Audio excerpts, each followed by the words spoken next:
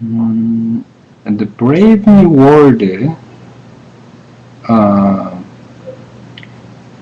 was not found on the site. So when I decided to read a new novel, it's Alice in Wonderland.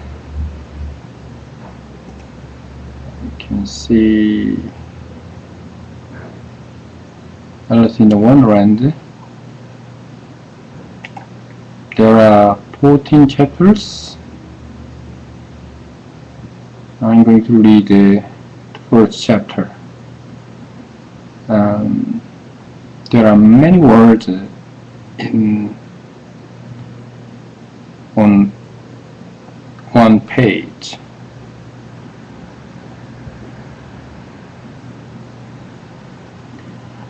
The loading time of my computer is very slow.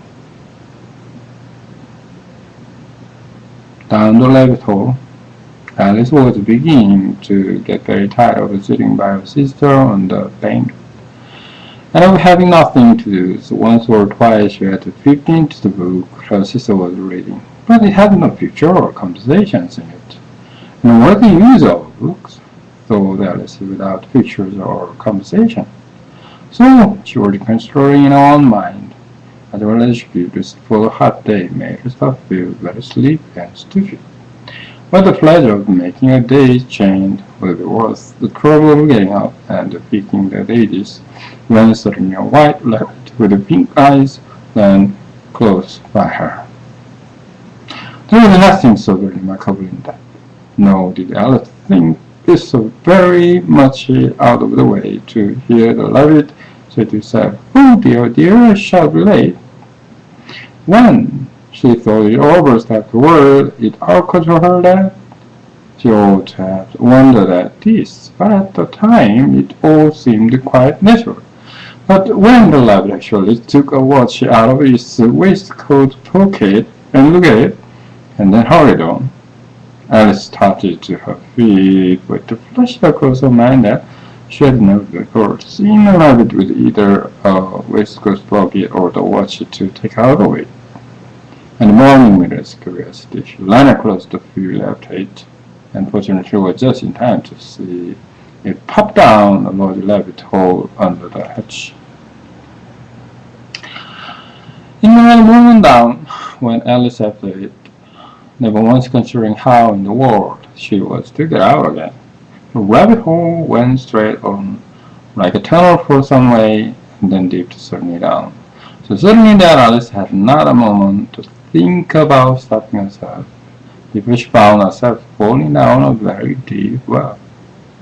Either the well was very deep or she fell very slowly, so she had plenty of time as she went down to look about her and to wonder what was going to happen next. First she tried to look down and make out what she was going to, but it was too dark to see anything. Then she looked at the side of the well and noticed that there was filled with cupboard and then bookshelves here and there, so maps and pictures hung up on pegs. She took down a jar from one of the shelves. As she passed, it was labeled orange marmalade. But to her great disappointment, it was empty. She did not like to drop the jars for fear of killing somebody, so managed to put it into one of the cupboards as she fell past it. Well, thought Alice to herself, after such as 4 as this, I could think nothing of tumbling down the stairs. However, they all think me at home. Well, I didn't say anything about it, even if that fell off the top of the house, which is very likely true. Down, down, down. Would the fall never come to an end? I wonder how many miles I've fallen by these times, she said aloud. I must be getting somewhere near the center of the earth. Let me see. That would be 4,000 miles down, I think. Before you see, Alice said, learned several things of this sort in her little lessons in schools, and though this was not a very good opportunity for showing up her knowledge, there was no one to listen to her. It was a good practice to say to others, yes, That's about the right distance, but I understood latitude or longitude I've got to. I had no idea as to what latitude was or longitude either, but thought they were nice grand words to say. Presently she began again. I wonder if I shall fall right through the earth. How funny it was seemed to come out among the people that walk with their head downward. The antithesis, I think she was rather struck by there was no one listening this time that it didn't sound as all light word. I shall have to ask them so what the name of the country is next, please, ma'am. It is New Zealand, Australia. And she tried to Scottish as she spoke French Scottish as you were falling through the air. Do you think you could manage it? And what an ignorant little girl she would think me for asking. No, I should never do to ask for if I shall see it written up to somewhere. Down, down, down. There was nothing else to do, and so Alice soon began talking again. Dinner, Miss missed very much tonight, as you think. Dinner was the cat. I hope that they will remember her saucer of milk at tea time. Dinner, my dears, I wish you were down stay here with me. There are no mice in the air. I'm afraid everybody might catch it bad, and that's very like a mouse, you know. But no cats eat bats, I wonder. And her eyes began to get louder sleepy, and went on saying to herself, dreams are a way to cats eat bats. Do cats eat bats? And sometimes do bats eat cats, suppose. You see, as she couldn't answer either question, it didn't much matter which way she put it. She felt that she was dozing off and had just begun to dream that she was working hand in hand with Lina and saying to her very earnestly, "Now, dear, tell the truth. Did you ever eat a bat?" When suddenly thump, and down she came upon a heap of sticks and tried it, and the fall was over. Alice was not a bit hurt, and she jumped up onto her feet in a moment. She looked up. It was all dark overhead. Before her was another long passage, and a white rabbit was still in sight, hurrying down it. There was not a moment to be lost away when Alice like the wind, and was just in time to hear her say, as he turned her corners, "Oh, my ears and whiskers! How late it's getting!" She was close behind it when she turned the corner, but the light was no longer to be seen, and she found herself in a long hall which was lit up by a row of lamps hanging from the roof. There were doors all around the halls, but they all were all locked, and when Alice had been all the way down to one side and up the other, and then trying every door, she walked steadily down the middle, wondering how she was just able to get out again.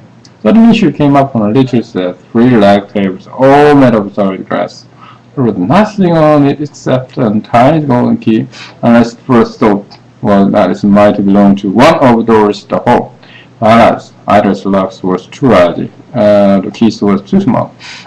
But then it was not open any of them. However, on the second time round, she came upon a row kitchen. She had not noticed before, and behind was a little door about 15 inches high, and she tried the little golden key in the lock, and to her great delight, Peach.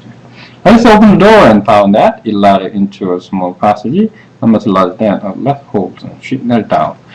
Look along the passage into the loveliest garden you ever saw. How she longed to get out of the dark hole and wander about among those little bright flowers and those cool fountains, and then she could not even get her head through the doorway. And even if my head would go through, thought for Alice, it would be very little without my shoulder.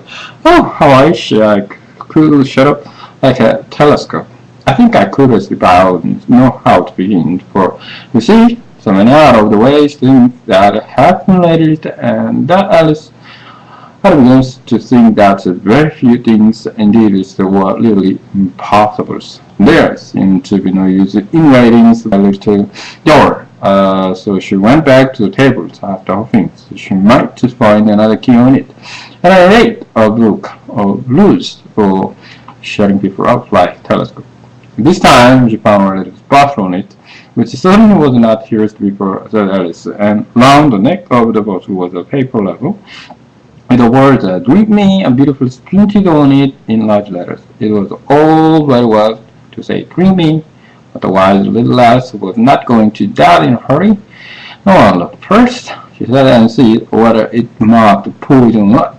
For she had led several nights a little histories about the children who had got burnt and eaten up by wild beasts and other unpleasant things, all because they would not remember the simple rules that their friends had taught them, such as that a hot poker will burn you and if you hold it too long, and that if you cut your finger very deeply with a knife, it usually bleeds, and she had never forgotten that if you drink much from a bottle marked for it is almost certain to disappear you sooner or later.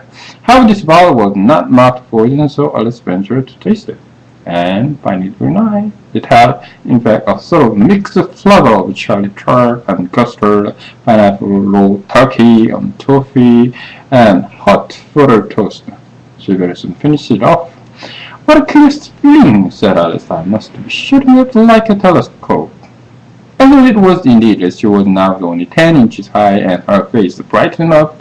I thought she was now the right size. So going through her little doors into the lovely garden, but however, she waited for a few minutes to see if she was going to shrink any further.